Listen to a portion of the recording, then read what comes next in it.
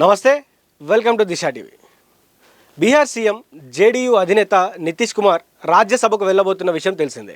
ఈ నేపథ్యంలో కేంద్ర మంత్రివర్గ విస్తరణ జరిగే అవకాశం ఉందంటూ కూడా ఊహాగానాలు వినిపిస్తున్నాయి. నితీష్ కుమార్ను మోడీ తన మంత్రివర్గంలో చేర్చుకుంటారని, ఆయనకు రైల్వే శాఖ అప్పగించే అవకాశాలు ఉన్నట్టు కూడా ప్రచారం జరుగుతుంది.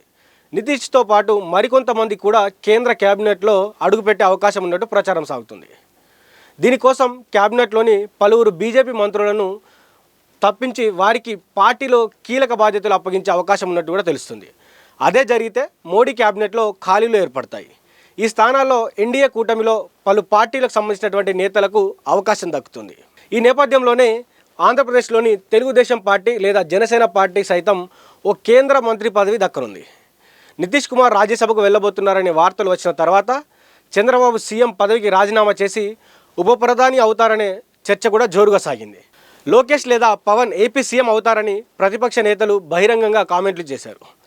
ఉగాది తర్వాత సీఎం మార్పు ఉంటుందని అన్నారు. అయితే ఇప్పుడు ఏపీ రాజకీయాల్లో మరో ఆసక్తికర చర్చ మొదలైంది.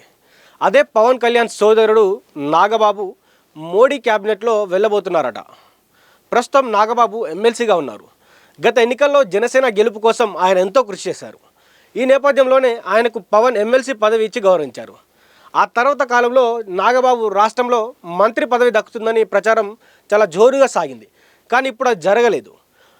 ఇప్పుడు ఆయనకు ఏకంగా కేంద్ర మంత్రి పదవి వరించనుందని పెద్ద ఎత్తున కూడా ప్రచారం జరుగుతూ ఉంది. దీనిపై ఇప్పటికే పవన్ కళ్యాణ్ సీఎం చంద్రబాబుతో చర్చించారని కూడా గుసగుసలు వినిపిస్తున్నాయి.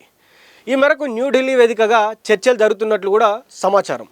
ప్రస్తుతం జనసేన పార్టీకి 2 పార్లమెంట్ సభ్యులు ఉన్నారు. అయితే పవన్ ఎవరిని కేంద్ర మంత్రి పదవిని నామినేట్ చేస్తారనేది కూడా, అంటే ఎవరిని నామినేట్ చేయాలనే దానిపైన కూడా ఆలోచిస్తున్నారట. ఈ నేపథ్యంలోనే నాగబాబు పేరును సైతం పరిశీలిస్తున్నారట. అంతేకాకుండా నాగబాబును మొదట మోడీ క్యాబినెట్లోకి పంపి తర్వాత రాజ్యసభకి ఎన్నుకుంటారట.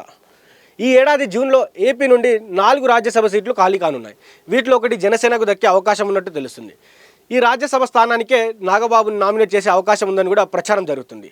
అలా చేస్తే నాగబాబు మంత్రివర్గంలోకి వెళ్లేందుకు ఎలాంటి అడ్డంకి ఉండదు. మొదట ఏపీ క్యాబినెట్లోకే నాగబాబుని తీసుకోవాలని భావించిన తర్వాత పవన్ మనసు మార్చుకొని తన సోదరుడికి కేంద్ర మంత్రివర్గంలో ఛాన్స్ దక్కాలని లాబింగ్ చేశాడని కూడా తెలుస్తూ ఉంది. ఇదిలా ఉండగా చంద్రబాబు మంత్రివర్గంలో కూడా మార్పులు జరిగే అవకాశం ఉంది. ఒకవేళ నాగబాబు కేంద్ర కేబినెట్లో అడుగు పెడితే ఏపీ కేబినెట్లో బీజేపీకి ఓ మంత్రి పదవి దక్కనుంది. బీజేపీ ఎమ్మెల్సీ సోమ్ వీర్రాజును మంత్రివర్గంలోకి తీసుకునే అవకాశం ఉందని కూడా పార్టీ వర్గాల్లో చర్చ జోరుగా సాగుతుంది. గతంలో సోమ్ వీర్రాజు ఏపీ బీజేపీ అధ్యక్షుడిగా పనిచేశారు. రాష్ట్రంలో బీజేపీ పార్టీ ఎదుగుదలకు ఎంతో కృషి చేశారు. ఆయనను రాష్ట్ర క్యాబినెట్లోకి పంపడం వల్ల పార్టీకి లాభం జరుగుతుందని పార్టీ భావిస్తుందట. ఈ 2 విషయాలపై త్వరలోనే అధికారిక ప్రకటన వచ్చే అవకాశం ఉంది. ఒక్కసారిగా మనం చూసుకున్నట్లయితే ఏపీ రాజకీయాలు, వాటి వెనుకున్నటువంటి ఈ పదవులు ఇవన్నీ కూడా మారబోతా ఉన్నాయి. ఎందుకంటే అక్కడ రాజ్యసభ సీట్లు త్వరలోనే రాబోతూ ఉన్నాయి. కాబట్టి ఆ రాజ్యసభకు సంబంధించినటువంటి క్యాండిడేట్లను ఎంపిక చేసే విషయంలో 4 కనీసం టీడీపీ 2 తీసుకున్నాం, 2 లేదా 3 తీసుకున్నా అటు జనసేనకు 1 మాత్రం తప్పనిసరిగా వచ్చే అవకాశం ఉంది. వీటిలో సోదరుడు నాగబాబునే పంపించాలి, నాగబాబుని మోడీ క్యాబినెట్లో ఉంచాలని పవన్ కళ్యాణ్ ఆశిస్తున్నట్టు తెలుస్తూ ఉంది. లేకపోతే ఇంకెవరైనా పంపిస్తారనేది కూడా దాని మీద కూడా ఆసక్తికర చర్చ అయితే నడుస్తూ ఉంది. ఇంతేకాకుండా ప్రస్తుతం అక్కడ ఏదైతే ఆంధ్రప్రదేశ్ క్యాబినెట్లో సోమ్ వీర్రాజును తీసుకునే అవకాశం అయితే కనిపిస్తుంది. ఎందుకంటే ఒక పార్టీ అధినాయకుడిగా, ఎందుకంటే ఆంధ్రప్రదేశ్ బీజేపీ చీఫ్గా ఉన్నటువంటి సోమ్ వీర్రాజు ఆ కాలంలో పార్టీ యొక్క ఎదుగుదల కోసం చాలా కష్టపడ్డారని తెలుస్తుంది.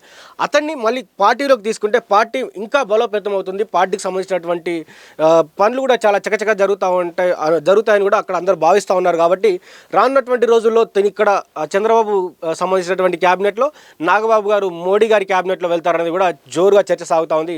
మరికొద్ది రోజుల్లో దీనిపైన అధికారిక ప్రకటన వచ్చేంత వరకు వెయిట్ చేయాల్సిన అవసరం అయితే ఉంది. చూస్తూనే ఉండండి దిశా టీవీ.